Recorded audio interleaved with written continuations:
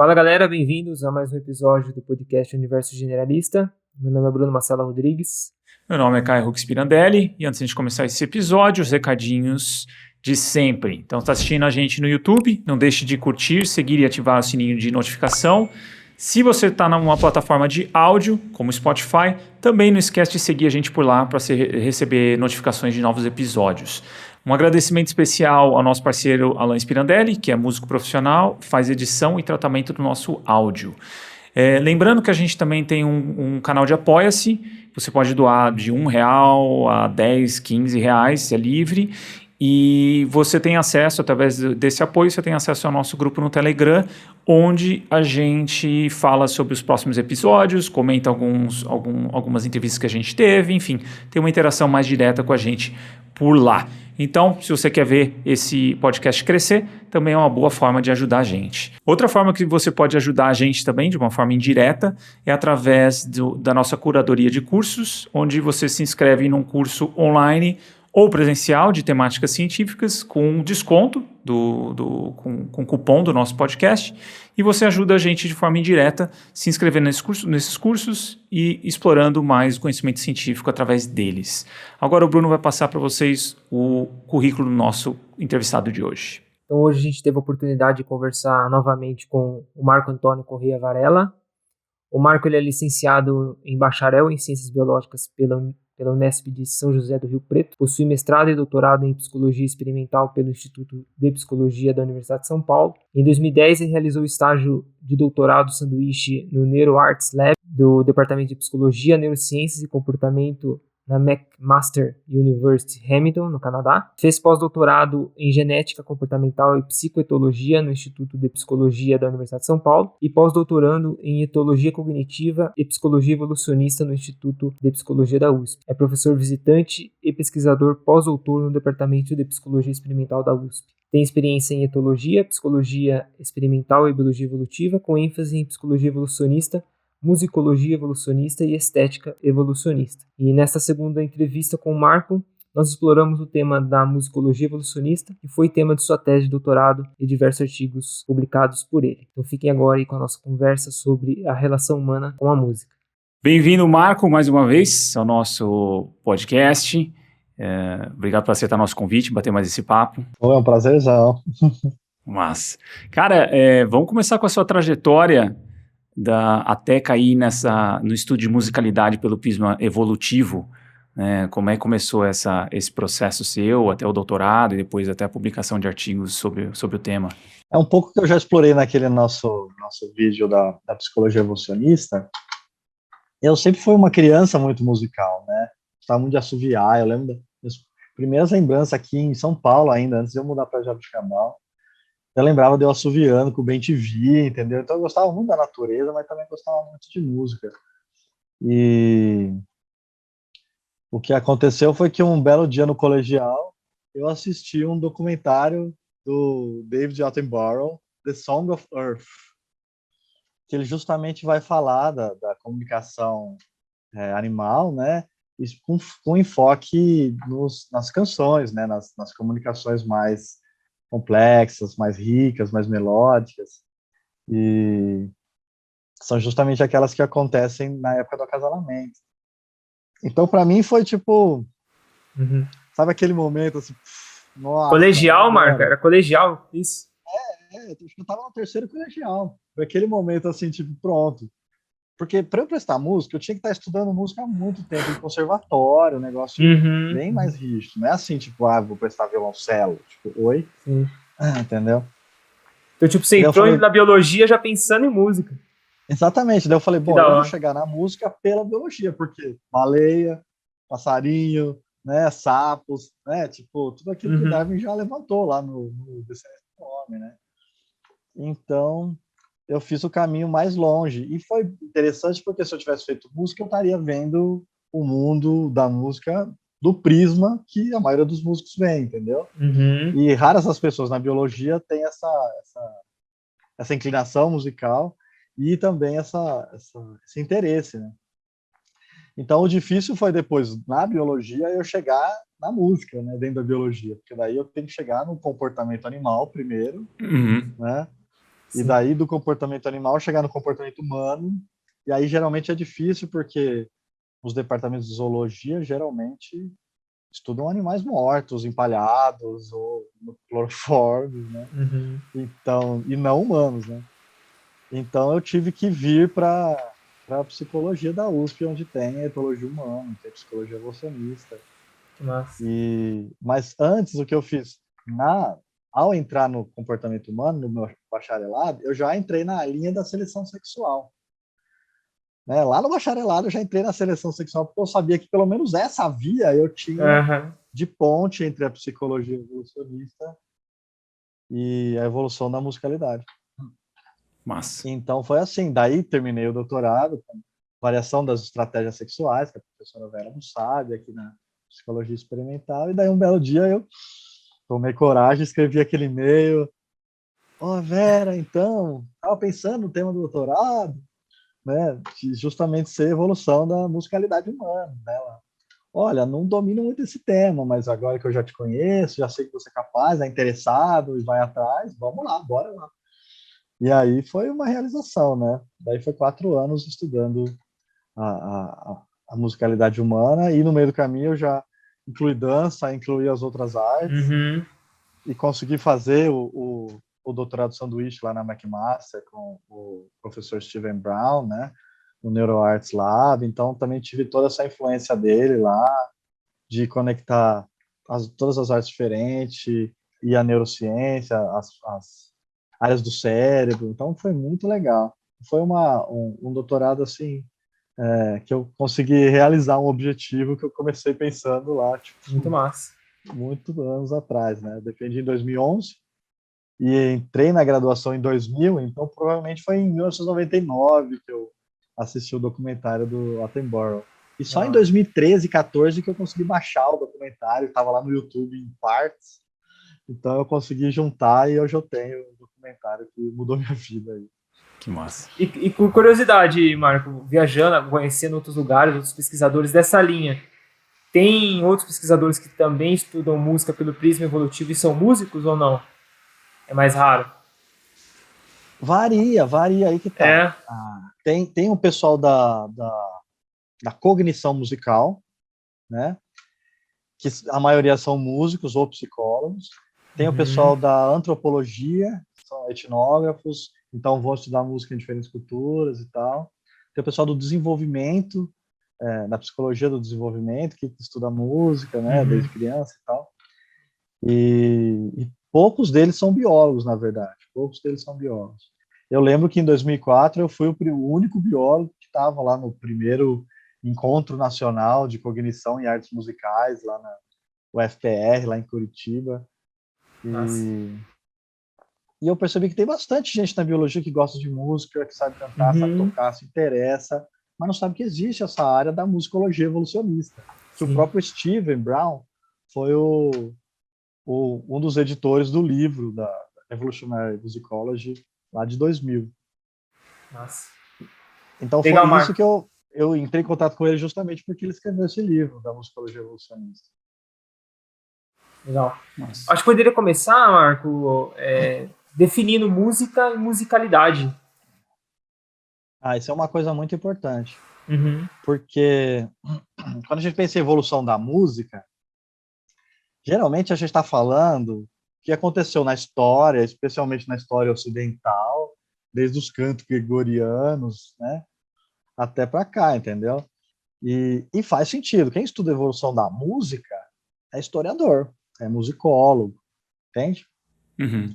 Nós, da psicologia evolucionista, nós estamos mais preocupados com as capacidades mentais que estão por baixo, né? Estão subjacentes a essas expressões comportamentais, entende? Uhum. Então, a música ela não vem do nada, ela vem da nossa musicalidade, da nossa capacidade de interpretar e produzir e apreciar esses conjunto de fatores, né, auditivos, né, que a gente chama de música na nossa cultura. Tem culturas que música e dança é a mesma palavra, tem culturas que Uhum.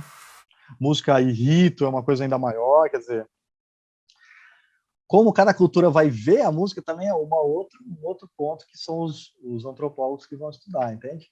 Então é muito interessante, porque na psicologia evolucionista a gente está trabalhando com a evolução da musicalidade. Então a gente não está falando de rock, reggae, blues, a gente não está falando de... A gente está falando das capacidades mentais que processam toda esse fenômeno, né? Essa dimensão da experiência humana, da natureza humana, que é a musicalidade, né?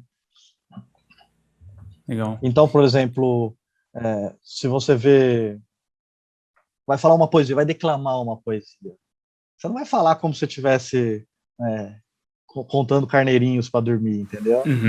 Sabe? Como se estivesse rezando. Você vai falar de uma forma mais... Então, a gente tem essa linguagem, essa paralinguagem na forma de falar, que já é um dos aspectos da nossa musicalidade. Então, a musicalidade não necessariamente ela está só presente na música, ela pode transbordar para vários contextos, entende?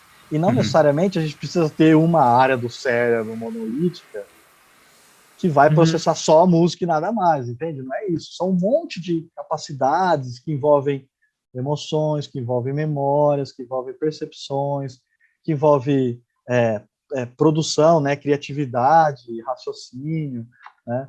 Então são um conjunto de capacidades psicológicas que juntas elas fazem uma orquestra exatamente mental da musicalidade humana, entende? E biologicamente falando, são as estruturas cognitivas que estão instaladas lá no hardware cerebral que evoluem ao longo das gerações, entendeu? Não são os comportamentos manifestados, não são e os produtos do comportamento, que é a atividade musical, né? Então, por isso que a gente foca nisso. Tá. E aí, quando a gente fala de música e outras espécies, vamos dizer assim, né? Tipo, então, a gente é a única espécie capaz de produzir música, reconhecer música. Como é que funciona isso com os primatas também? Se tem eles têm algum nível de musicalidade desenvolvido ou não? Como é que... Porque tem a parte de comunicação e música, né? Tem a parte de tipo... A gente tem a parte de comunicação e a gente tem aspectos também da comunicação que tem musicalidade, é isso, mais ou menos, né? E em outras espécies, como isso funciona, mais ou menos, cara? Como é que... Pra você ter uma ideia, a gente é humano, né? A gente é mais um primata. Sim. A gente sempre tem essa intuição de que os humanos são os diferentões, né? Em vários aspectos a gente né? Mas na maioria deles não, né? E em vários aspectos é uma questão meramente superficial, que é o que eu estou falando aqui de diferença entre blues, reggae, rock, né? Ou música atonal, quer dizer, música folclórica. Mas a base cognitiva que a gente tem, ela é compartilhada com um monte de espécies, entendeu? Então, o pessoal que estuda a estética experimental, por exemplo, eles acabam, por exemplo, mostrando diferentes gêneros musicais para pombos, para peixes, para diferentes espécies. E tem dois aspectos grandes psicológicos que eles acabam abordando. Um é se você consegue perceber e distinguir, e outro se você acha bonito, se você gosta daquilo, entendeu? A maioria das espécies consegue perceber e distinguir diferentes estilos musicais, para você ter uma ideia. É mesmo? Mesma coisa que acontece com diferentes estilos de pintura, impressionista, cubista, para você ter uma ideia. Então, as habilidades perceptivas são muito compartilhadas e se você fizer um treinamento, né, um monte de uma arte, de repente faz aqueles paradigmas que você apresenta uma, e depois você apresenta duas, e daí o indivíduo tem que escolher qual que é o igual, sabe? E eles conseguem distinguir, conseguem perceber, mesmo de uma pintura impressionista que ele nunca viu, mas ele já sabe que o impressionismo tem esses padrões. Mesma coisa de música. Então, por exemplo, tem peixe, tem pássaros, que eles conseguem, por exemplo, discriminar a oitava, né? O do é a mesma nota para nossa cabeça, né? Seja ele grave, agudo, e as outras espécies conseguem distinguir também. Caraca, o peixe é melhor que eu para saber disso. Melodias curtas. Não, mas você saberia, você não sabe o Sim, nome do sim. Do, Sim, entendeu? Mas Exato. você consegue distinguir uma Sim. buzina de uma moto de uma buzina de um caminhão, entendeu? Aham. É uma coisa meio que bem Universal. intuitiva, entende? Uhum. É mais que universal, entendeu? É interespecífico, é maior ainda. Aham. Então, por exemplo, melodias consonantes, e a gente tem essa questão, porque a gente tem a cóclea, né? Que ela é aquela parte que a percepção auditiva ela é tátil, né? Ela tem uns cíliozinhos, daí Aham. ela é espiralada, então as mais agudas elas ficam mais aqui perto, as mais graves lá longe, e é o cílio que está vibrando ali conforme a onda do som, né? Então é uma coisa Sim. bioacústica, psicoacústica, na verdade, né? A psicoacústica é a área que vai realmente determinar isso. E você psicoacusticamente consegue determinar quais são as notas mais consonantes, que é mais fácil das ondas delas sobreporem bonitinhas, e aquelas dissonantes, onde as ondas ficam chocando e se Uhum. cancelando. E as outras espécies conseguem distinguir, isso que é muito interessante. Muito. Então, mesmo as espécies que não fazem música, que não são musicais, elas têm um aparato básico, mínimo, necessário para perceber. Agora, gostar da música humana ainda, Aí já é outra. aí já é pedir demais, né? Entendi. Entendeu? Eu, Então, pelo que eu achei agora, o que tem, e daí você falou dos primatas, né? É. O chimpanzé, por exemplo, tem casos de espontaneamente, por exemplo, sincronizar um ritmo, entrar numa batida. Já tem caso de chimpanzé batucando, né, pegando algum balde, alguma coisa e fazendo barulho, né, tronco de árvore. Eles também preferem música consonante. E eu achei um estudo que mostrou que os chimpanzés eles preferem música tradicional africana e indiana do que silêncio. Olha só. Entendeu? Então eles estão mais próximos da gente, eles até melhor do que nada, vai. Aham, aham. aham. Entendeu? Não tá tão desenvolvido, mas tá lá já, né? Já tá, tipo. Entendeu? Já consegue gostar de tão Sim. próximo que eles são. E Marco, caindo ainda nessa parte evolutiva, lendo sua tese, acabei caindo na parte de imitação, cara. Eu achei isso fantástico. Você poderia falar um pouquinho para os nossos ouvintes dessa questão? De animais que conseguem imitar outros e distinguir, imitar até sons feitos por humanos, né?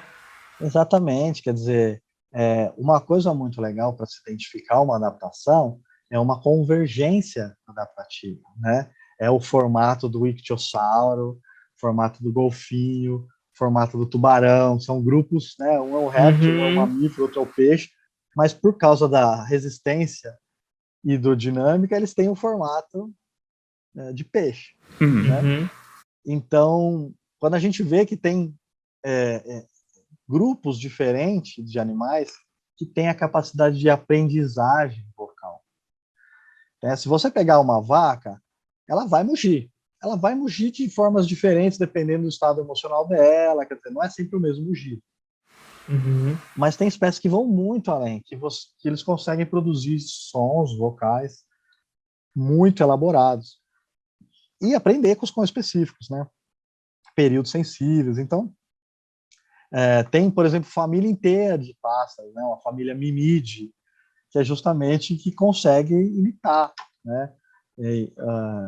Então, um famoso, bom, a gente tem o sabiá, né? O sabiá imita os colegas, cada estação reprodutiva ele vai melhorar e vai fazer o som diferente.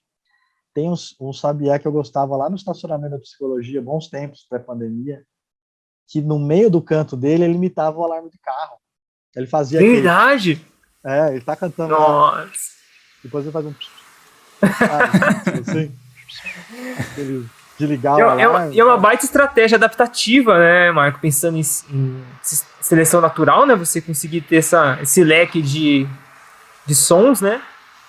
Daria uma vantagem em alguns cenários, né? Não vai te ajudar muito na sobrevivência, entendeu? Mas se você está num contexto competitivo, em que isso é Isso. importante na época do acasalamento, isso vai ser um diferencial se você consegue fazer um som diferente, né? A gente tem lá o pássaro lira, né? O lyrebird australiano, que é famoso, que tem vídeos do Attenborough, quem quiser põe lá lyrebird, né? porque o rabo dele parece aquela lira, assim, sabe? Aquele instrumento que tem aquelas... Uma harpa bem simples, assim. E imita som de motosserra. Porque ele tá lá na floresta e os humanos também estão lá, mas fazendo coisas diferentes.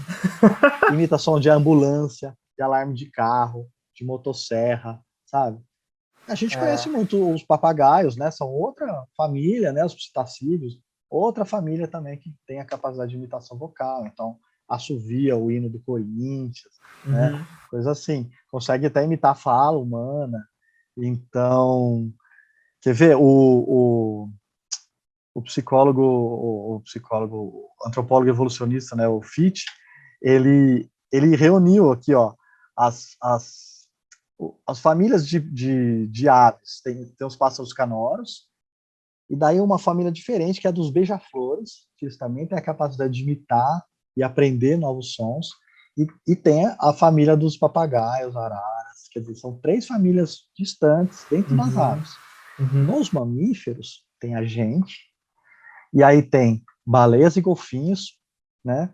Você vai ver, cada estação de acasalamento é outra, o hit do verão é outra vocalização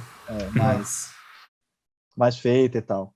E tem também um outro grupo das fotas e dos leões marinhos, que também tem uma vocalização desenvolvida, consegue aprender e tal. Então, tipo, independentemente, em grupos diferentes, né? Essa foi um pouco o argumento do Charles Darwin lá, há 151 anos atrás, para sugerir que a seleção sexual possa ter influenciado a evolução da musicalidade, porque é um monte de espécie muito distante e com alguma coisa em comum. A época do acasalamento, a atração da fêmea, a competição entre os machos, entende? Então é muito legal, nossa, várias espécies. E quem estuda música não vai achar que os animais sempre fazem o barulho deles, não muda, mas tem alguns grupos de animais que é diferente. Eles realmente conseguem aprender, imitar, e desenvolver, fazer sons longos e complexos. Já tem registro de baleia que ficou 24 horas cantando. Imagina o tamanho da música. A gente fala Zoa do Faroeste Caboclo, mas imagina 24 horas de música, entendeu? Sim. E se você for analisar o sonograma da baleia, pessoal, os biólogos que estudam, eles vão ver que tem a estrutura musical, tem o ABBA, sabe? Tem umas estruturas assim, tem refrão, tem repetição, tem frases. Então, tipo, tem uma coisa que é uma organização estrutural, não é uns sons aleatórios. Se você realmente estudar, você vai ver que, olha, isso daqui está repetindo aqui, isso daqui sempre vem depois desse som. Você vai ver que tem uma lógica e uma estrutura que eles usam, entendeu?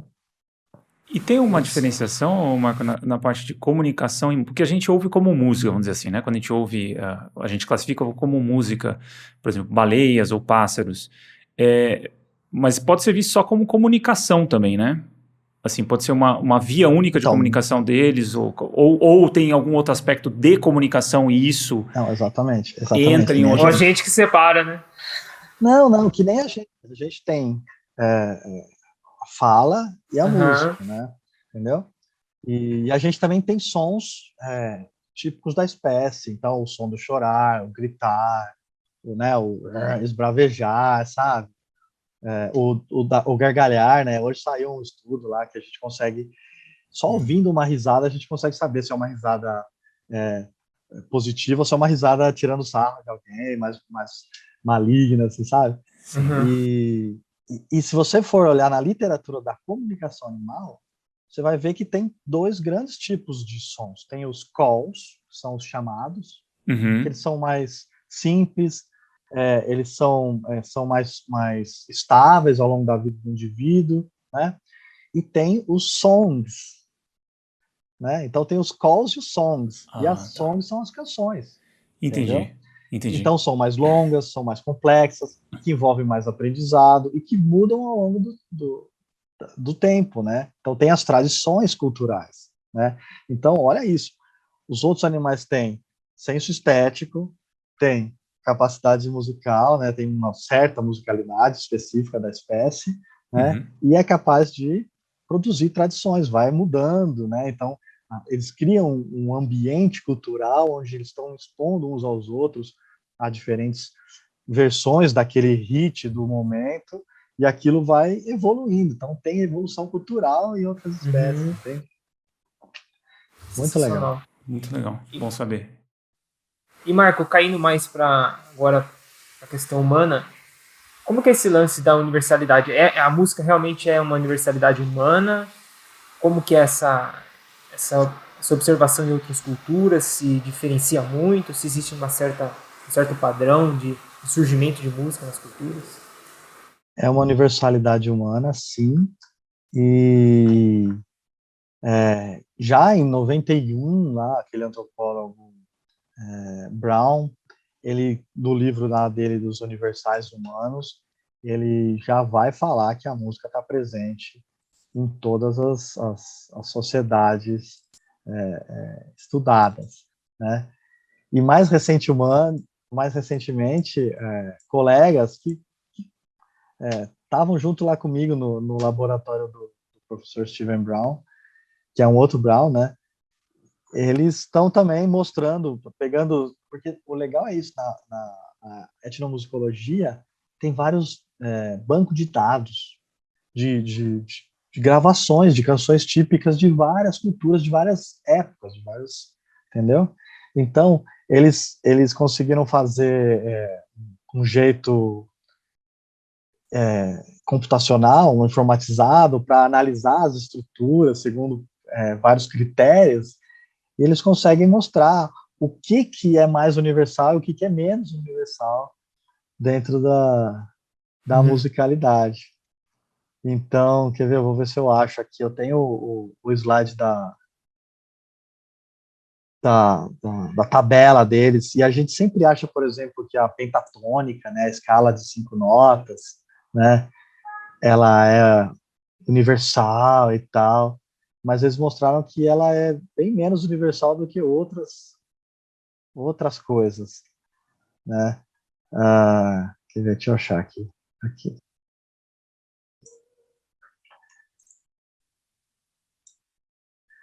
Por exemplo, a divisão dos compassos musicais de 2 batidas ou de 3, tipo valsa, 1, 2, 3, 1, 2, 3, isso é o mais universal de tudo na música. Ou batidas de 2 ou de 3, né? Ou escalas com espaços de intervalos entre as notas não equidistantes, né? Escalas com menos de 7 notas, é a terceira coisa mais universal. Depois, canto vocal, tem alguns padrões de motivos, né? O contorno arqueado. Vocês já perceberam que geralmente quando a gente vai cantar uma melodia, ela começa numa nota mais grave, ela vai subindo numa nota mais aguda e depois ela cai, né? Pensa, parabéns para você. Tem esse arco assim, entendeu? E isso é universal, e o mais legal é que depois eles analisaram cantos de pássaro. Nossa. E viram que também nas aves também tem nos songs, né? Não nos calls, No nos som. Sim, songs. sim. Sim. Entendeu? E tem também essa mesma lógica de começar baixo, subir, depois terminar numa nova nota grave, assim. Então, parece que tem a ver com restrição respiratória, né? Quando você tem uma capacidade de ar que você vai, né? Que é um fole, né? Então você consegue chegar num pico, mas depois vai caindo a pressão do ar para você sustentar aquela nota aguda. Isso aí você tende a descer a nota. Então, que isso é uma coisa também bem universal. Fantástico. Outras coisas também, quer ver? Uso de palavra, né, nas músicas, pequenas frases, tem um monte de coisa muito legal. Uso percussivo, uso de embelezamento vocal, né? Aquele que você pega uma nota e fica um vibrato, uma coisa assim, entendeu?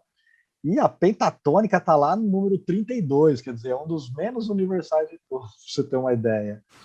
Mas tem muita coisa. Então, a gente não só sabe que a música é universal, mas a gente sabe exatamente quais aspectos é mais, quais são menos, entendeu? Então, isso é muito interessante também a gente pensar. Nunca é tudo ou nada na biologia e nem na antropologia, claro, entendeu? Música não é uma coisa só. Então, tem sempre as subestruturas dela, e isso vai variando, né? Sim. Depois passa pra gente o artigo e o link e tal, pra gente deixar na descrição pro pessoal explorar também aqui. Gente, que eu vou passar isso aqui pra um monte de músico. Eu vi que tem um monte de amigo músico. Meu irmão é músico também, eu vou passar pra galera. Cara, e tem algum... Acho que saiu um estudo recente, né, sobre as funções comportamentais de canções, né, cara? Que isso também apresenta um certo padrão entre culturas, né? Você podia comentar um pouquinho? É muito interessante, quer dizer, se a gente fala, o que a gente concluiu dessa pesquisa? Nossa, se pentatônica é menos universal do que a gente pensava, que é só uma coisa bem pontual, né? Imagina os tipos de canções, daí vai ser menos ainda, né? Mas não, exatamente o contrário. E esse é um laboratório muito legal, do Samuel Mer, lá de Harvard. Os caras, eles pegaram, de novo, nessas bases de dados, né? E pegaram canções de diferentes tipos, né? E eles pegaram canções de ninar, canções para criança, canções de dançar, que elas tendem a ser mais agitada, mais energética, e as de ninar tendem a ser mais, né, para acalmar a criança e tal, mais lenta e mais não tão o volume alto, né? E pegaram músicas de amor e pegaram também músicas de cura, né? Aqueles rituais de cura e tal. E aí que legal, né? Healing, né? Healing musics. Mostraram para pessoas que não sabiam nada do que era aquelas músicas, não entendiam nem a língua, e deram as opções para elas só identificarem o que elas acham. E a grande maioria conseguiu facilmente identificar as músicas para criança. É uma coisa super fácil. Em segundo foi as músicas de dançar, né? Que elas meio que são dois opostos, né? De criança e de dançar. E as de cura e as de amor ficaram assim no meio termo. As de cura ainda conseguiram se distinguir das de dançar, mas as músicas de amor foram aquelas que foram mais difíceis das pessoas identificar, possivelmente porque tem muita variedade, né? Sim. Então, né, se for ver variedade dentro de cada gênero, o do amor vai explodir, né? Então, eles fizeram primeiro um estudo pequeno, depois fizeram um estudo com 49 países, um negócio 5.500 pessoas, um negócio muito grande, o pessoal lá, e ainda pegaram umas pessoas de sociedades tribais que não tinham contato com rádio, com TV, com internet, entendeu? Nunca ouviram o Backstreet Boys, coitados. Entendeu? Então, e eles conseguiram ainda assim, sorte a deles. Então... E mesmo assim conseguiram distinguir as músicas de criança. Então, quer dizer, é uma coisa não só universal, a musicalidade em si, mas vários aspectos dela são universais. Quer dizer, dá para a gente pensar, dá para a gente concluir que o ancestral comum de todos os humanos, lá, 300 mil anos, pelo menos, já tinha uma capacidade dessa magnitude, né? Então, é muito legal isso, porque isso vai diretamente apontar para a gente, primeiro, que a música não necessariamente vai ter uma função só evolutiva, né? E aí que a gente vai ter a grande guerra na literatura, porque tem alguns que falam, não, evoluiu para juntar a mãe e o bebê. O bebê humano nasce muito imaturo, precisa desse apego, e o bebê não fala, então é tudo musical, né? E você vai ver o mamanhês, né? O jeito que a gente fala com criança, a gente fala numa vozinha mais aguda, a gente fala de uma forma mais melódica, quer dizer, tem um monte de evidências assim que apontam para essa função ter sido evoluída mesmo. O que não quer dizer que as outras não tenham sido. Dançar, e você vai ver os adolescentes, eles vão sair para dançar, eles vão ficar falando entendeu? Então, e essa forma de falar com amor. criança, ela não é restrita à nossa cultura também, ela é encontrada em outras. Não, isso daí é universal. É universal também. Esse essa falinha, né, abaixo o que tom. bonitinho. Sim. Muito doido. Com animais de estimação, né? Com bebê e tal. Então, se você for perceber, é uma fala mais melódica, mais aguda, né? As crianças gostam mais de sons agudos, né? Então, Interessante. Isso mostra que provavelmente a musicalidade tenha funções múltiplas na nossa espécie. Uhum. Sim. Eu estava até lembrando, até voltando para as primeiras partes, da primeira parte da conversa, que eu estava lembrando quando eu morei uma época em Garopaba, no Siriu, né, perto da Lagoa de Macacu, e lá eu fiquei na mata, né? E aí eu fiquei por uns 6 meses, então, tipo, tinha a mudança de cantos dos pássaros, né? Conforme vai passando a estação, alguns vão aparecendo, outros vão sumindo, né? Os cantos deles e tudo mais desaparecem. Mas é muito louco como isso também permeia as pessoas, né, os humanos da região. Por exemplo, eu lembro que no lago, quem pescava no final da tarde, acho que eram os biquás.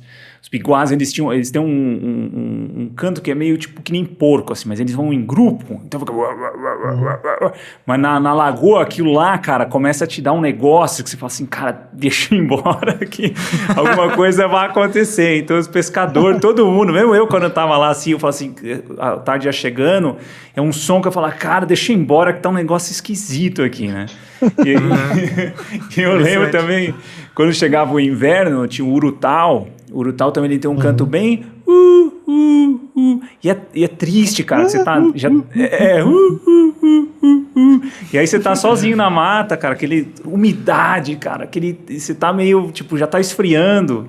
E eu lembro que tinha uma guria que morava ali na região, a Lorena, que ela chorava, ela é criança, e ela começava a chorar porque falava que dava tristeza nela, né? O canto, e ela ficava desesperada, ela chorava, mas dava um negócio também, assim, e era uma coisa assim geral da população, sabe? Tipo, a população da região já tinha uma interpretação daquilo, enfim, que até, tipo, fazia parte da cultura local, essa interação com o canto dos pássaros e tudo mais.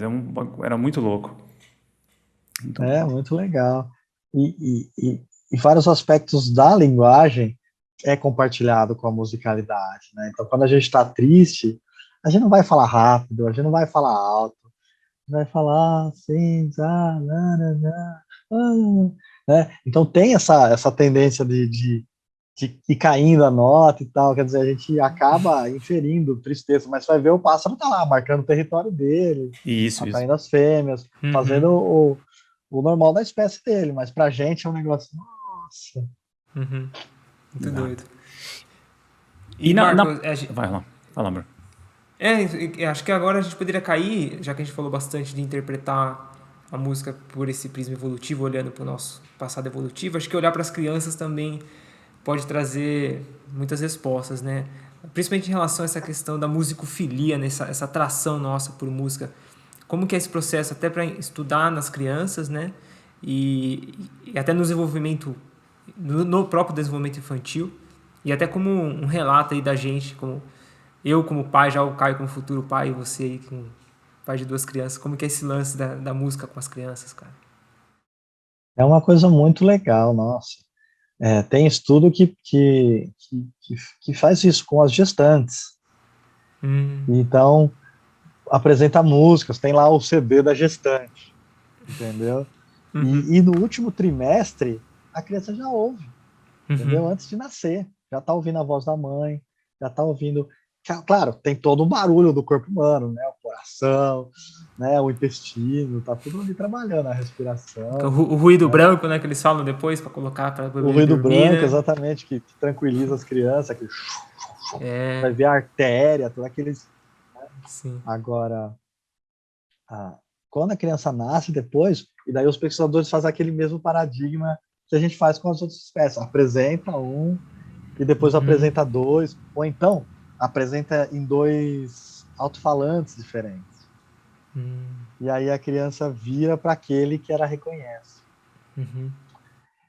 E daí eles conseguem experimentalmente mostrar que ela lembra das músicas que ela ouve antes de nascer, entendeu? Então o bebê humano ele já tá imerso no universo sonoro, né, há muito mais tempo. E se pensar que o som se propaga melhor nos líquidos do que no ar, tá lá nadando no líquido amniótico, entendeu? Então é muito legal. E daí a criança vai se desenvolvendo, né? Por exemplo,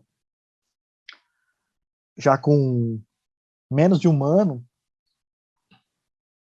também já tem preferências. As crianças preferem sempre música mais a capela, cantada, preferem vozes mais femininas, porque evolutivamente são as fêmeas que são as cuidadoras, né? Por causa da lactação, por exemplo, a certeza da maternidade, né? Então, elas preferem mais músicas só voz, mais aguda, melodia simples, repetitiva. Você for ver as músicas de niná, elas têm uma estrutura muito clara, né? Elas têm o range, né? Você for ver os instrumentinhos de criança, tipo, às vezes é uma oitava ou menos que uma oitava, porque para cantar a música da Dona Aranha, você só precisa do... três notas você já cantou a Dona Aranha, por exemplo, entendeu? Então, tipo, melodias bem simples. E aí, conforme a criança vai crescendo, ela vai melhorando o seu gosto, né? E os pais cantam muito, né? A mãe canta muito, né? Um estudo vai sair recentemente desse próprio laboratório do MER, que fez os diferentes tipos de música. Eles pegaram gravações de pais cantando para as crianças em várias fases etárias e perceberam que quanto mais novinho é onde os pais cantam mais. Conforme a criança começa a falar, os pais vão deixando de cantar, sabe? E é mais a mãe que canta, na verdade, as crianças. Então, e antes da criança falar, ela já canta, né? Ela já faz o nha, nha, nha, nha, nha, né? Ela já Nenenês. dança. Entendeu? O embromation, né? Que a gente acha que, nossa, tô enrolando aqui em inglês. As crianças já fazem, né? Antes de falar qualquer língua, né? Já. E o que eu percebi com as minhas crianças é muito interessante. 2 contextos. E ambos têm a ver com estimulação auditiva, mas de formas diferentes. Você está secando o cabelo da criança. O secador de cabelo aqui, ó, ativa muita energia em todas as faixas do córtex auditivo. O córtex auditivo fica super estimulado. A criança começa a cantar, que é uma beleza e tal, que é uma coisa tipo do nada. Daí você desliga o negócio, ela ainda canta um pouco. Sabe? Não tem nenhum rádio, não tem tipo assim, agora é hora de cantar. Não. Agora vamos secar o cabelo, vamos dormir rápido. Cantoria. Sim. Ou então na rede, tá balançando na rede. Então tem a ver com a estimulação do sistema vestibular, que está do lado da Ou o ninar córtea. mesmo, né? Também, quando é mais pequenininho. Exatamente. O próprio ninar tem a ver também com o embalar o bebê, né? Então, você vai ver as tribos, a mãe tá coletando alimentos, tá fazendo as coisas de casa, e a criança tá pendurada nela, nas costas, na frente, a mãe tá andando e a criança tá lá, tipo assim. Então, a estimulação vestibular, ela é muito importante também para a musicalidade. A gente acaba esquecendo isso, né? Você vai em qualquer show de rock e tenta ficar com a cabeça parada, entendeu? Não tem a mesma graça. O negócio é realmente balançar a cabeça. Sim. E eu lembro do estudo do pessoal lá da McMaster, é muito interessante. Eles puseram a pessoa sentada numa cadeira que você pode regular o movimento dela. E aí apresentaram um estímulo musical de 6 tempos, onde tinha uma mesma intensidade cada batida dos tempos. Só que para um grupo, ela balançava a cadeira 2 vezes a cada 6. Entendeu? Para outros, a cadeira balançava 3 vezes a cada 6. E eles pediam para a pessoa dizer qual que era o tempo, se era tipo valsa ou se era mais de 2 em 2, entende? E, tipo marcha, né? E realmente a velocidade que você balança a tua cabeça vai influenciar na sua percepção de compasso musical, entendeu? Muito legal. Então, criançada, você vai vendo essas coisas, então tá balançando na rede ali, daí de repente se empolga e começa a cantar e falar umas abobrinhas, né? A experiência que eu tenho com o meu, tem 5 meses, né? E é engraçado porque a minha esposa fala que ele gosta de dormir comigo porque eu consigo encaixar um ritmo de movimento e com um canto muito sincronizado e repetitivo, tipo, muito repetitivo. É um sonífero para ele, cara. E é muito doido, porque eu gosto de usar o esse som, né? No ouvido dele, assim. E toda vez que eu faço eu tô caindo com o corpo, né?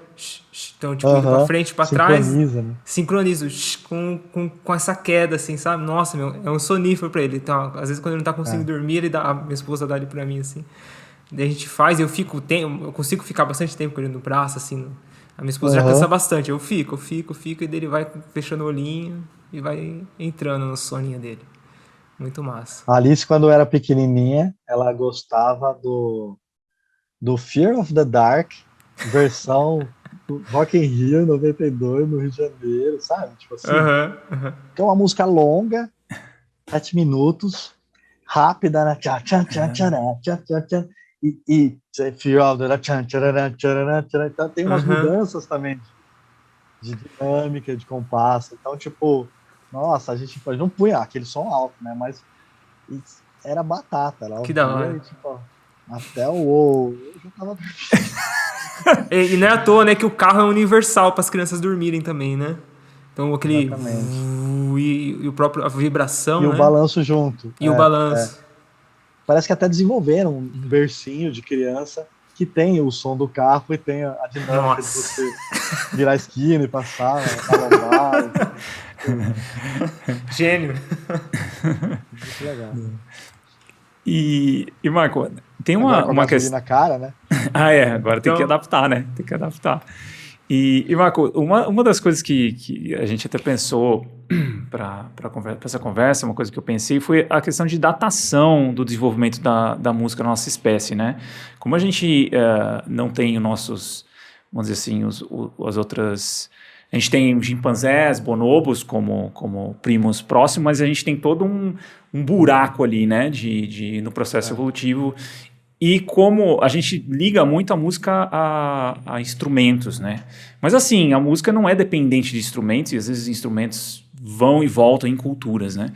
Então, tem alguma forma de a gente, tipo, pensar como foi desenvolvida essa musicalidade humana, sem ter esse tipo de vestígio, enfim, como é que fica isso na área, cara? Tem sempre indícios, né? Quer dizer, não é porque a gente ainda não tem a máquina do tempo que a gente não pode datar a idade do universo, a idade da Terra, quando os continentes separaram, quer dizer, dá para fazer ciência histórica, tem cosmologia, geologia e biologia evolutiva, né? E então, por exemplo, um indício é justamente a nossa similaridade de capacidades com os chimpanzés, né? A gente tem um ancestral comum com o chimpanzé e com os bonobos, né? De 6 a 8 milhões de anos. Então, o nosso ancestral comum, lá, bem antes da Lúcia ainda, já tinha essas capacidades básicas que a gente compartilha entre as espécies. Então, esse é um ponto lá embaixo, né? Daí, bem mais para frente, né, depois do gênero Homo, quer dizer, teve 3 outros gêneros ainda que passou a nossa evolução, né? O Ardipithecus, o Australopithecus e o Paranthropus, e aí chegou o gênero Homo, lá, 2 milhões de anos. E a gente, 600, 800 milhões de anos, a gente teve a separação do ancestral comum com os neandertais e com os humanos. E aí acham lá na Europa, numa caverna neandertal, uma flautinha pequenininha assim, feito de... Porque se vocês lembrarem, o osso das aves tem que ser leve, então é oco. É oco, sim. Né? E os neandertais adoravam aves, faziam colares, cocais, pegavam a garra de aves de rapina, entende? Uma flautinha pequenininha com 2, 3 furinhos assim, e data de 45 a 60 mil anos atrás. Os humanos modernos chegaram na Europa lá para os 40 e poucos. Então, ou quando os humanos chegaram, ou antes ainda, os neandertais já tinham a flautinha deles lá. Então, pode muito bem ter evoluído independentemente. Os caras mandavam bem no fogo, pescavam, caçavam, faziam ferramenta complexa, entendeu? Usava roupa, né, para se proteger do frio, entendeu? Usava remédio, tá ligado? Acharam um pedaço do dente de um Neandertal que tinha ácido salicílico de um tronco de uma árvore, que é o AS, né? Uhum. E misturado nisso um produto fungado que tinha um fungo que produzia penicilina, entendeu? Então, tipo, os caras já Caraca. usavam medicamento, já tinha esse combo de Uhum, uhum.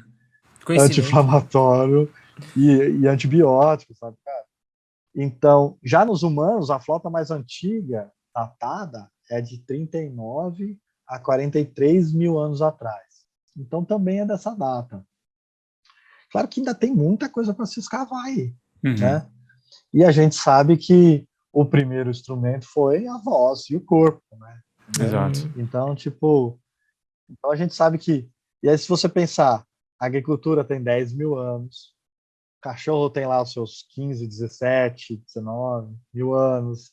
Então, antes de ter domesticação de qualquer espécie, antes de ter pastoreio, antes de ter agricultura, 3 vezes mais isso, 4 vezes mais antigo que isso, já tinha flauta de osso lá, Uhum. entendeu?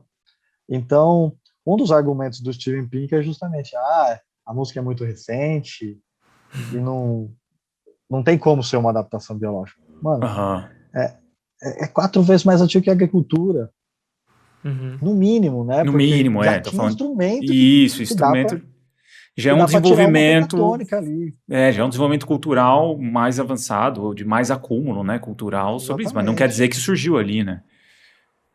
Muito provavelmente não surgiu ali. Então, a partir dos 4, 5 anos, as crianças já conseguem assoviar, né? Antes de aprender a falar, quer dizer, 1, 2 anos, já consegue cantar o lá, lá, lá. Então, e pega essa informação de precocidade, junta com essa informação de universalidade, junta com a informação de antiguidade. Uhum. Daí você vê que, pô, é muita coincidência, né? Tem que Uhum. ter tido uma base evolutiva dessa coisa, entende? Sim, sim, faz sentido. E Marco, e como que funciona essa relação meio que interdependência aí da música e a dança nas culturas? É sempre junto, né? Né? Até a música de ninar, se você for ver, não é Aham. uma música de dançar, as pessoas conseguem distinguir.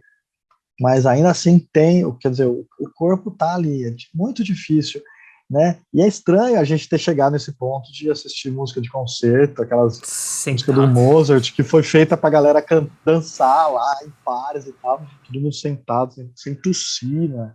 Na sala de Sim. concerto. É muito estranho isso, não é muito natural, sabe? Uhum. E sempre tem, e em várias tribos, por exemplo, não tem uma linhazinha que separa os dois. Porque aqueles que não estão tocando nenhum instrumento, mas estão dançando, amarram no corpo alguns instrumentinhos, os chacoalhos, entendeu? Você amarra no pulso, amarra uns chacoalhos feitos com semente, com fruto seco, coisa assim, no tornozelo. Uhum. E aí, você está dançando ou você está tocando percussão? Você está batendo o pé no chão? Ou você Uhum. está andando? Entendeu? Então, já se mistura essa motricidade humana natural. E a gente já tem essa ritmicidade no andar, né? O próprio respirar, né? Quer dizer, tem o ritmo da fala. Então, estão sempre juntos, na verdade, de uma forma ou outra. Você vê pianista tocando, o violonista, você vê que os caras ficam parados. Sim. Eles se mexem, sabe? E é muito interessante que teve um estudo que mostrou o pessoal que toca metalofone, sabe? É, se ele toca a nota e faz assim e para a mão rápida, assim, a gente escuta ela com uma duração menor do que se ele fizer assim e tirar a mão devagar, assim, entendeu? Então, tipo, o nosso visual ele tá junto da musicalidade para ajudar a compor a nossa experiência musical, não é só. Então, é o movimentar-se você mesmo, né? Que eu dei o exemplo da cabeça mexendo, Uhum. mas também vendo os outros se movimentar quando eles estão produzindo a música. E você, a mesma nota, com a mesma duração medida, mas se ele fizer assim, e se ele fizer assim, você vai ver que a segunda durou muito mais, sabe? É Sim. uma ilusão perceptual, sabe? Uhum. Então, é difícil também, porque a nossa cultura, tradicionalmente, a gente separa dança e música, É. né? A maioria dos pesquisadores estudando evolução da música estão pensando na música, não estão pensando na música com a dança, né? O Steven Brown já tem uma outra visão, que as artes são mais integradas e tal, mas E até aproveitando, são né, Marco, junto, né? essa conversa desse tema, tem muitos ouvintes nossos que são profissionais do movimento, né, assim como eu, e que tentam trazer também essa visão da movimentação natural, né? Então, aspectos meio que universais humanos relacionados ao corpo humano, ao movimento, né? Como Uhum, cócoras, a corrida e tudo mais. E a uhum, dança entra nisso, né? Então a gente não pode esquecer disso, né? Da importância da dança nesse repertório motor humano e como é, funciona de forma terapêutica, e como funciona também de forma até de reabilitação. Então eu penso até para corrida, por exemplo, tem alguns estímulos, alguns exercícios que o pessoal faz de ritmos uhum. ritmado para melhorar a capacidade elástica, por exemplo, de tendão, de arco plantar. E a corrida Ah, e a é? dança faz isso, né?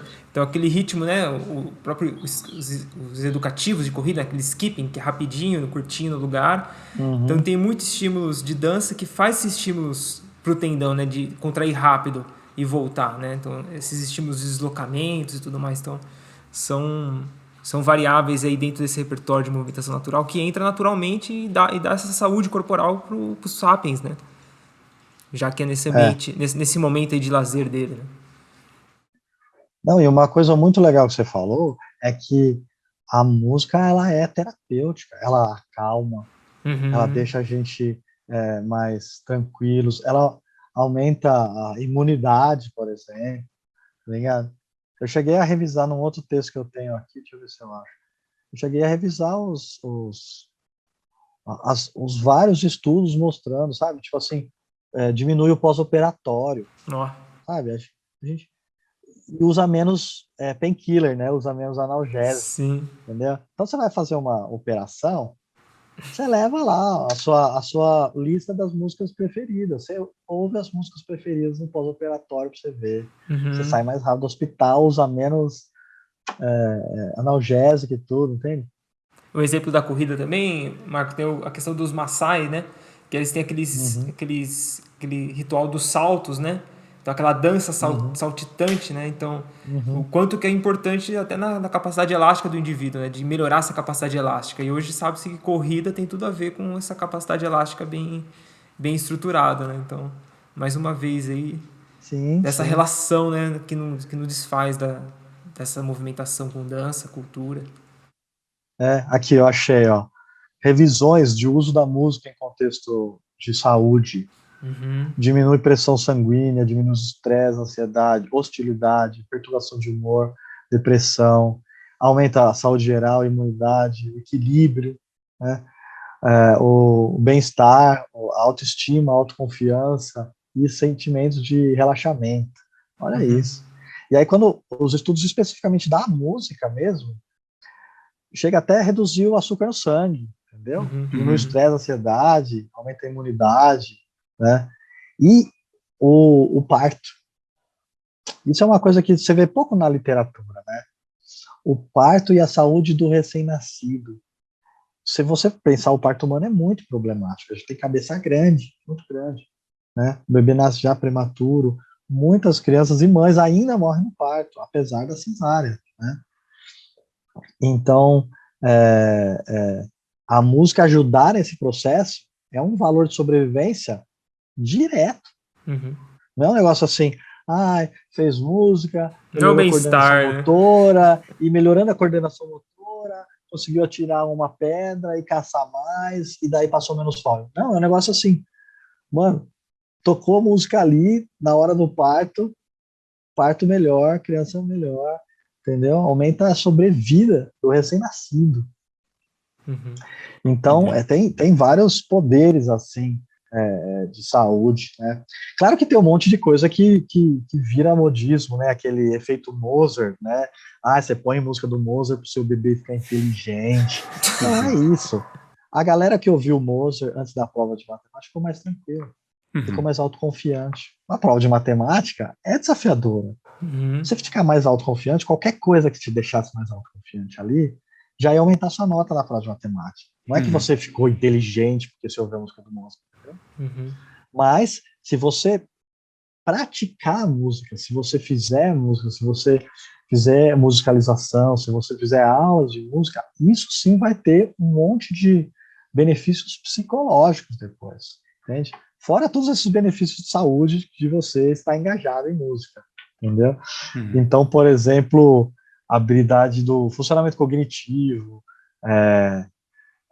por exemplo, inteligência verbal e função executiva, por exemplo, memória de longo prazo, memória verbal, tá ligado? Tem estudo mostrando até a prática, né, nos instrumentos, aumentando inteligência, aumentando noção de numericidade, né, concentração, né, então, autodisciplina, então, é um monte de benefícios. Então, se a música fosse um mero acidente cultural, né, entendeu? A gente não veria uma coisa assim tão benéfica em várias fases da vida, entendeu?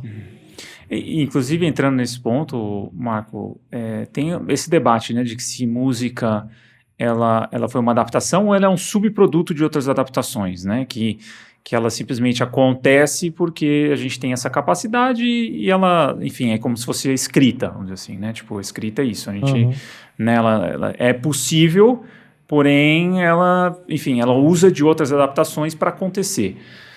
Como é que está esse debate? Como é que você, assim, já está meio que estabelecido se é realmente uma adaptação ou não, ou ainda é uma coisa em aberto que tem muita briga? Como é que está isso? É muita briga, nossa, é muita briga, muita briga. Porque assim, música não é física quântica, né? Que só quem entende pode ir lá e debater, entendeu? Sim, sim. E é muito difícil a gente jogar fora as nossas noções intuitivas, a nossa experiência, né, com a música, por exemplo, entendeu? O Steven Brown foi o primeiro pesquisador que conseguiu fazer imaginamento funcional do cérebro de pessoas dançando. Ele é dançarino de tango, né? E aí conseguiu fazer com que a pessoa deitada na máquina, ele pôs uma prancha na cama, e aí a pessoa ouvia a música e fazia os passinhos do tango, assim, coreografado, assim, sabe? Tipo assim. Nossa. Sabe? O cara gosta muito de dançar e conseguiu um jeito de ver o cérebro das pessoas dançando, apesar da máquina gigantesca, todas as limitações ainda, entende?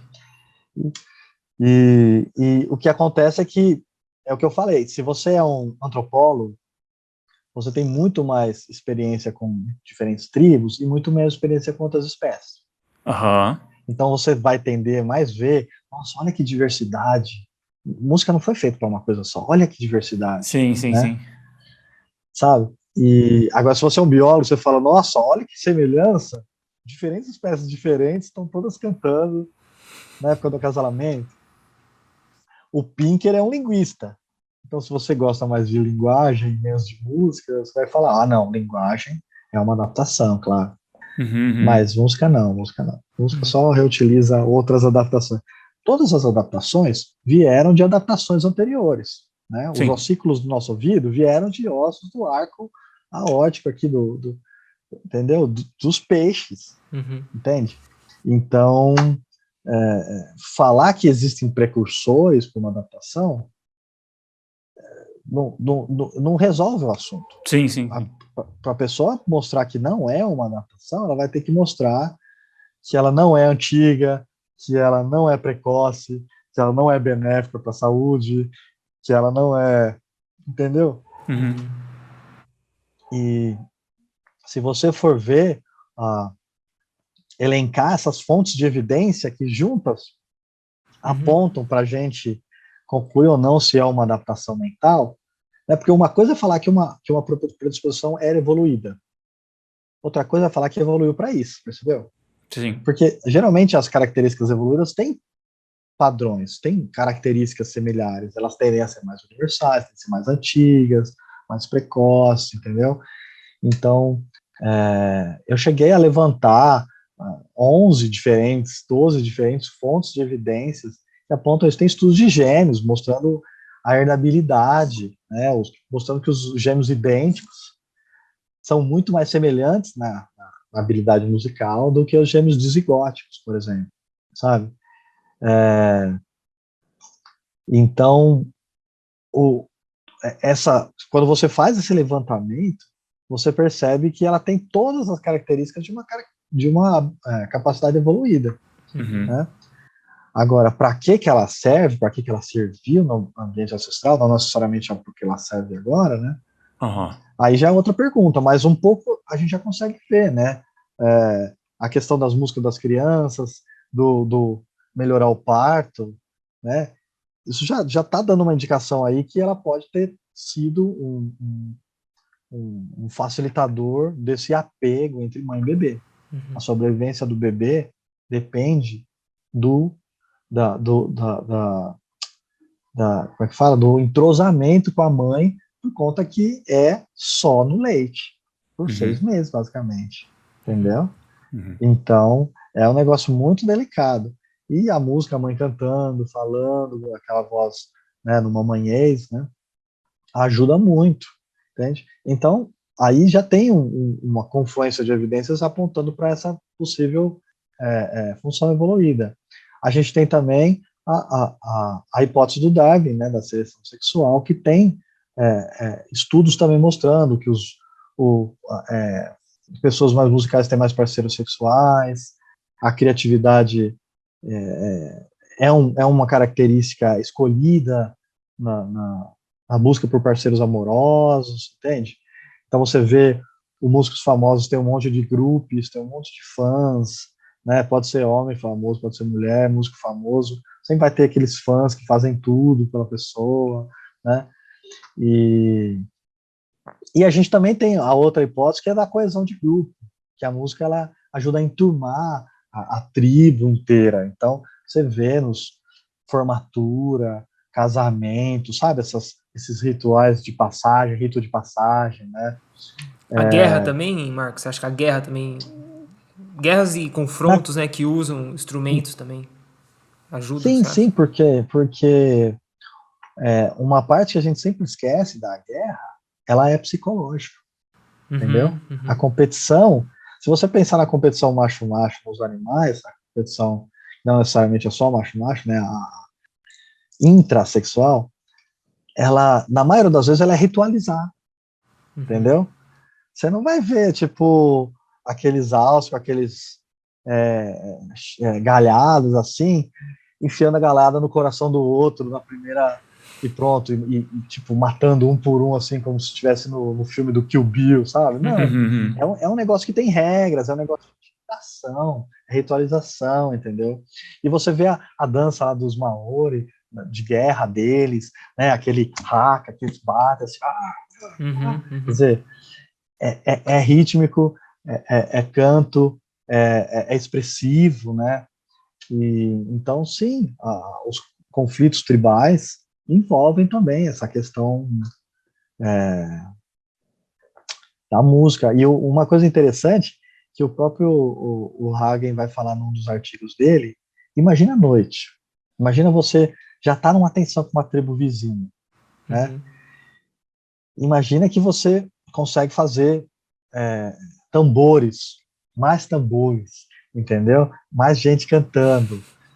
E o mais legal é que o pessoal acha arte rupestre em locais onde dá eco, onde dá reverberação.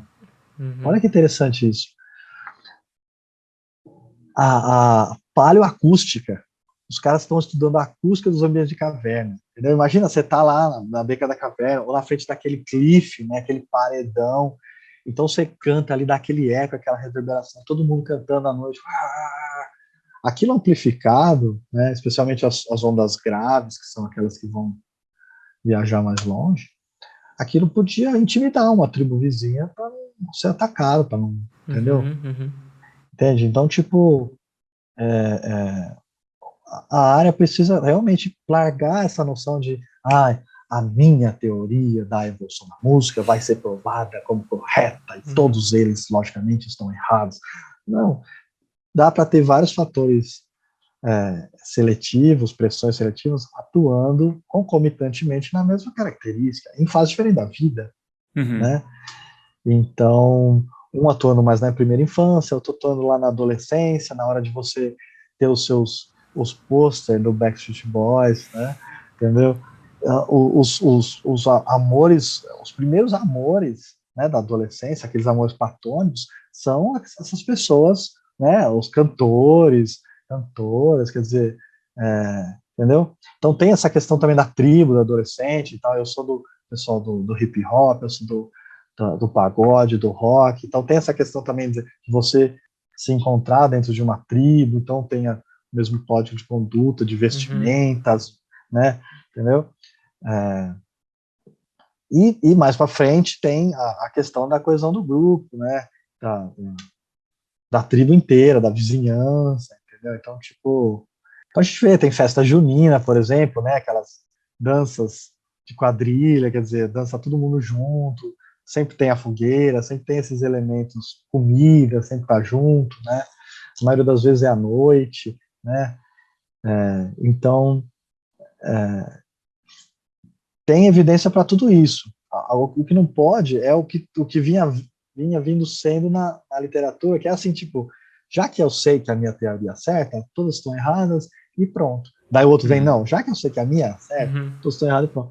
Mas, gente, vamos coletar dados, entendeu? Vamos usar diferentes fontes de evidência, sabe? Vamos usar diferentes metodologias, vamos pegar dados de diferentes culturas, sabe? Vamos pegar dados de diferentes faixas etárias, sabe? Então, tá tendo um renascimento assim, o pessoal tá tendo mais esse cuidado metodológico, né? Esse laboratório do Samuel Mer tá muito bom nesse sentido de coletar esses dados grandes. É isso que a gente precisa. E foi isso que o Darwin fez, na verdade. O Darwin juntou biogeografia, desenvolvimento, comportamento, aspectos fisiológicos, sabe? Ele juntou fontes de evidência para falar, viu lá, tudo isso está apontando para que as espécies evoluem, entendeu? É um pouco o que a gente da psicologia evolucionista faz, a gente pega essas fontes de evidências mostrando que essa capacidade ela é evoluída, né? E alguns experimentos vão mostrar se ela é mais evoluída para fazer essa função, essa ou aquela, entende? Legal. Então, mas ainda é um campo em crescimento, né? Ainda são poucos os pesquisadores da área, ainda a maioria das pessoas que realmente pesquisa nisso, ela está fazendo um bico, é uma linha de pesquisa paralela da linha de pesquisa principal, sabe? Então, mas mais recentemente, desde que eu defendi, né, meu doutorado, eu tenho visto mais teses inteiras, quer dizer, alunos que se dedicaram, que nem eu, se dedicaram para ter isso como a linha de pesquisa principal, né? Não. E Marco, como que é o lance da diferença entre sexos para musicalidade e até de interesse musical? E esse é um tema muito interessante, porque chegou um tempo que a briga era essa, né? Se tem diferença, então ponto para seleção sexual. Se não tem, tchau, tchau, seleção sexual. Sabe? E o pessoal chegava a ponto na literatura de falar assim, como tem mulher que toca piano, logo, seleção sexual tá errada. Tipo assim, oi? Sabe? Sim. Pior, na nossa espécie, as mulheres também se exibem, entendeu? Os homens também têm preferências de parceiro, né? Não parece muito, mas os homens têm gostos específicos, entende?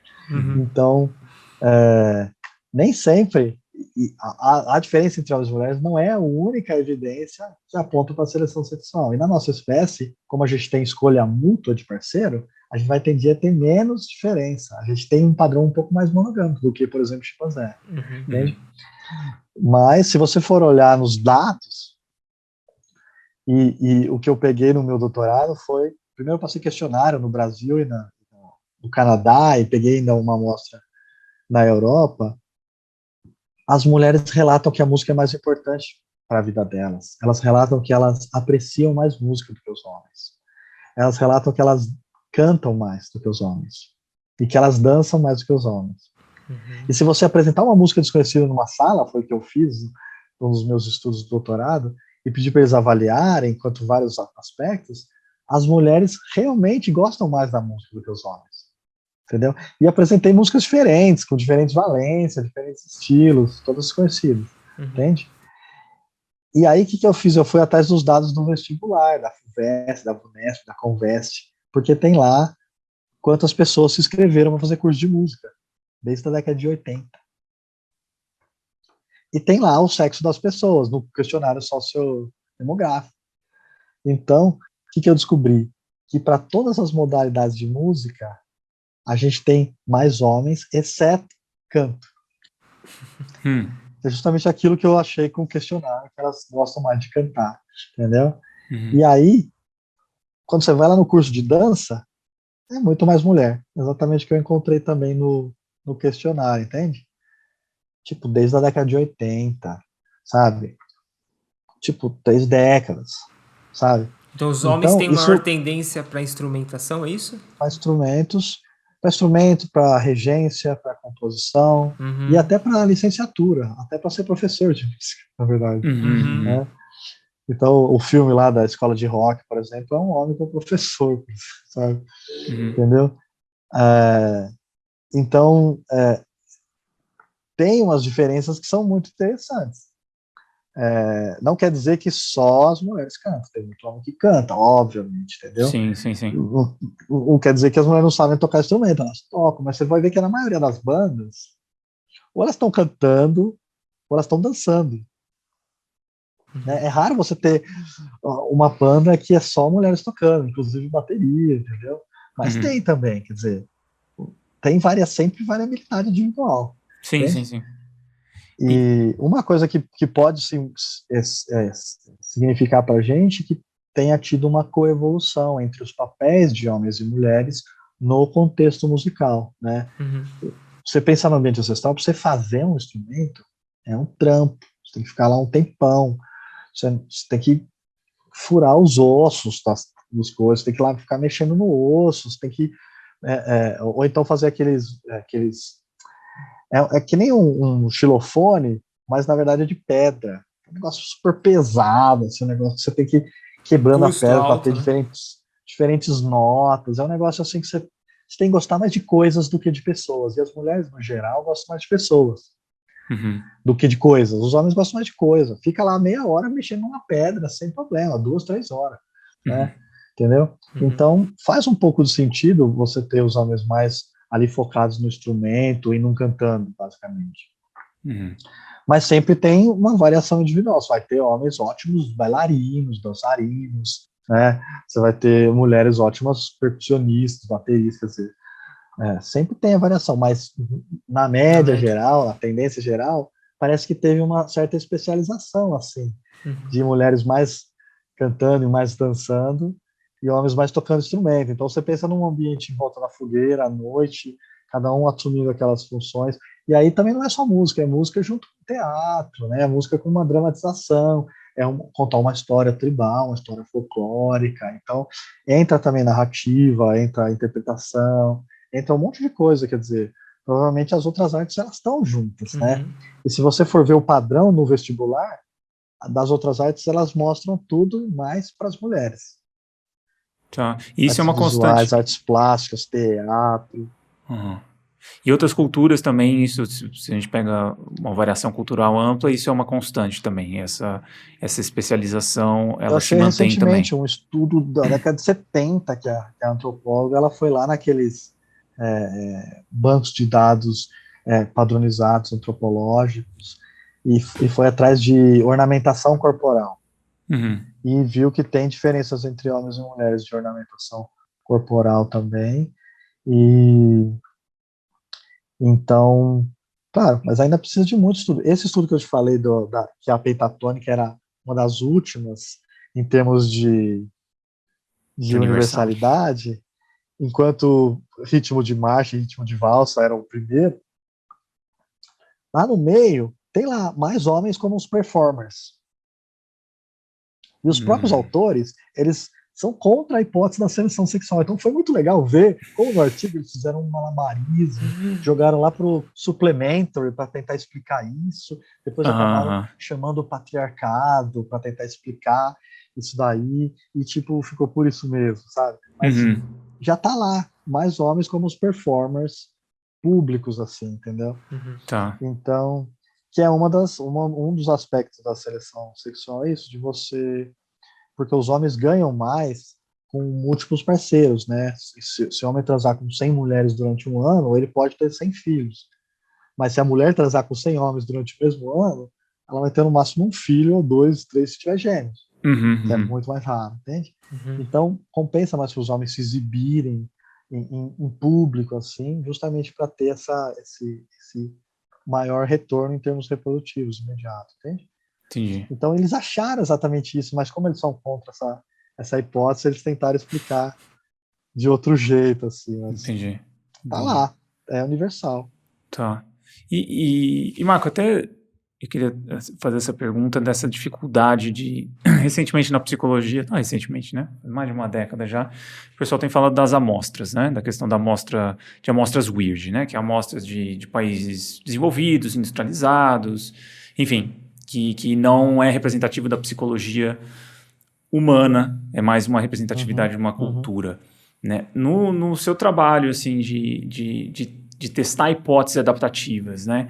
Como é que é essa dificuldade de você ter acesso a outras amostras e a validação de algo que você faz dentro de uma cultura industrializada, por exemplo? Como é que, cara, hoje apesar da discussão, tem andado mais o acesso a esse tipo de dados, a esse tipo de informação? Mudou mesmo Aos poucos. essa percepção também de quem está fazendo esses estudos de trazer mais essas amostras de fora? Como é que está isso, cara? São duas grandes crises, né? Tem a crise da replicação, Uhum. tem a crise que é essa crise que você falou, a crise geográfica, da representação, né? Representatividade, né? Então, o pessoal realmente está atacando as duas. Claro que a área mais evolucionista, por ter um pezinho lá na biologia, um pezinho na antropologia evolutiva, por estar focando em aspectos universais da mente humana, e não o que os paulistas estão fazendo na Avenida Paulista, por exemplo, entendeu? A nossa área, ela já começou isso antes, então a gente já tem esse esforço muito maior na nossa área da psicologia evolucionista de ter uma diversidade de origens das amostras. Eu e minha esposa, por exemplo, minha esposa é tcheca, eu sou brasileiro, então a gente tem um monte de artigos que a gente tem amostra tcheca e brasileira. Uhum. E se for ver, tem muita diferença cultural entre os tchecos e os brasileiros, muitas, sabe? Na República Tcheca não tem Papai Noel, por exemplo, sabe? Então, entendeu? É uma cultura muito diferente. E a gente achava muitas semelhanças entre tchecos e brasileiros, em questão de escolha de parceiros, sexualidade, estratégias sexuais, entendeu? E a grande maioria dos estudos é sempre Estados Unidos, Canadá, Inglaterra, o que ali na Alemanha, Austrália, sabe? O mundo anglófono, né? Então, a gente tem se esforçado para fazer isso. E agora, na parte da música é muito legal, porque tem esses musicólogos que realmente têm acesso a esses bancos de dados antropológicos, etnográficos, né? Então, agora, mais recentemente, está começando a sair esses estudos mais amplos, né? Mas antes também era assim, tipo, 100 universitários era uma amostra boa de uma cidade dos Estados Unidos. Era uma amostra boa até 20 anos atrás, 30. Era uma amostra boa para se falar da espécie humana. Mas agora não, a gente já está tendo... E a pandemia fez todo mundo perceber que tá todo mundo a um clique de distância. Entendeu? Basta você ter internet. Entende? Então, aumentou muito as colaborações internacionais. Entendeu? Esses estudos com 50 autores, 100 autores, isso aí está começando a virar o padrão na psicologia. Justamente para a gente realmente ver se é uma coisa só típica de americano ou não. Né? Os americanos são diferentões. Eles têm um monte de aspectos deles típicos lá. Eles não têm licença de maternidade, por exemplo. Imagina, o tempo pode ficar 4 anos com a criança de licença maternidade. Entendeu? Então, tem algumas coisas só nos Estados Unidos que podem enviesar todos os resultados, né? Uhum. Então, e agora na América Latina, a gente está realmente reunindo todo mundo para a gente tentar fazer um grupo forte aqui, porque a gente tem uma diversidade única aqui na América Latina, né? A gente tem regiões, por conta da escravidão, por conta da colonização, né? Então, a gente tem ainda tribos indígenas, a gente tem tribos intocadas, né, que nunca contactaram, a gente tem em diferentes graus de mistura com a nossa sociedade, a gente tem algumas comunidades quilombolas, remanescentes, né, de situações coloniais, entendeu? A gente tem algumas comunidades mais, né, alemãs lá no sul, mas ainda típicas de pessoas que vieram fugir das guerras, né, entendeu? Então, o Brasil, a gente tem uma grande diversidade na América Latina, mais ainda, né, porque a gente tem todas as comunidades típicas, né, que são os descendentes dos astecas, dos incas, né, que tem toda essa ancestralidade. Então, a gente precisa realmente aumentar isso, e eu estou otimista quanto a isso, porque os psicólogos perceberam, os antropólogos também estão juntos, e a gente está cada vez se unindo e cada vez fazendo estudos mais abrangentes, né? Porque se a gente quiser estudar a espécie humana, a gente tem que estudar a espécie humana de verdade, não adianta só ficar no próprio jardim. Com certeza. E uma última pergunta, Marcos, ainda nessa linha, como é que está essa ligação com antropologia cultural aqui no Brasil, cara? Eu sempre senti um distanciamento, isso tem mudado ou não, cara? Ou realmente ainda se...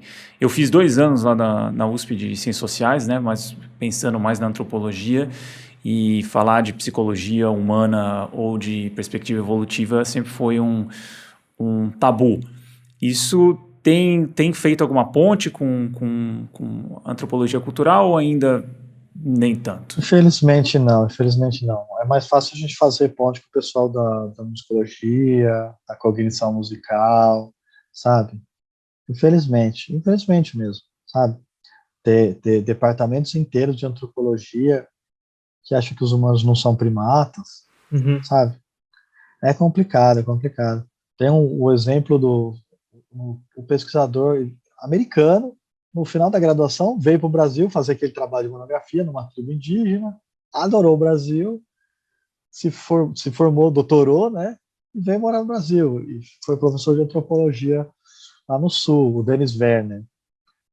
Era o único antropólogo evolucionista. Entendeu? Aqui na USP teve acho que o Renato era o professor também, que tinha uma visão evolutiva, aposentou, acabou. E o Dennis Werner fala que lá no Sul, o cara tá tão... chega a traumatizar o tanto de bullying que ele sofria, entendeu? O pessoal que não...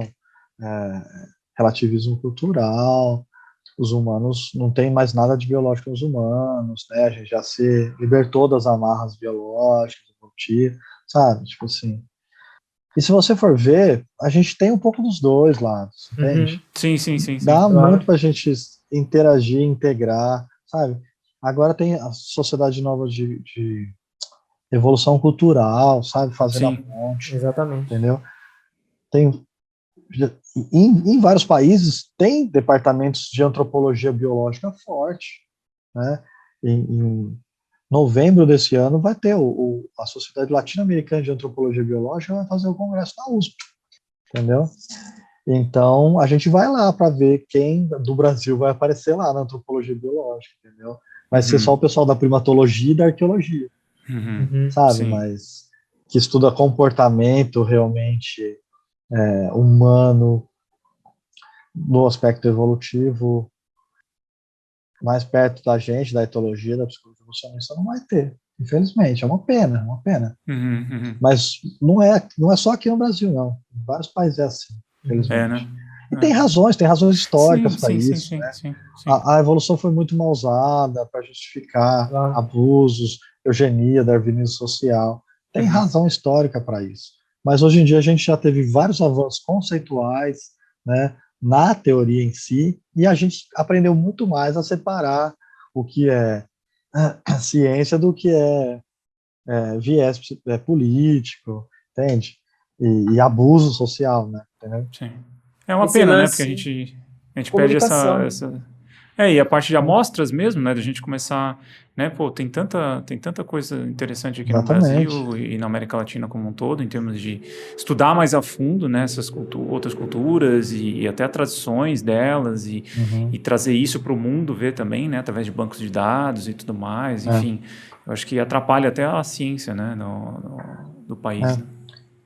E tem razão também para eles terem um enfoque mais político, mais social. Você for ver o tanto que as populações ribeirinhas, tradicionais, Sim. indígenas, são perseguidos até hoje, explorados, roubados, entende? Sim. Assassinados. Então, faz mais sentido que eles vão lá para tentar defender, para tentar resgatar um pouco da história, da língua. Tem um monte de língua que está se extinguindo, por exemplo. Prioridades, entendeu?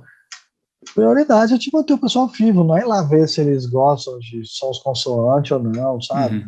Sim. Entendeu? Então, a realidade complicado. é bem delicada nesse ponto.